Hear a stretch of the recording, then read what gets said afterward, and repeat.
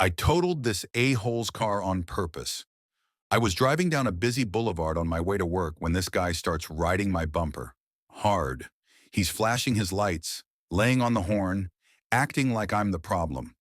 It's a one-lane stretch for about 3/4 of a mile, and I know there's a massive construction ditch coming up ahead.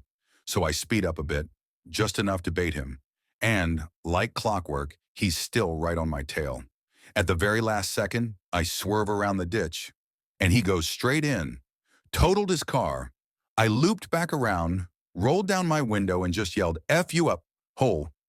He was trapped in the seat, staring daggers at me, but couldn't move. I flipped him off, grinned, and slowly drove away.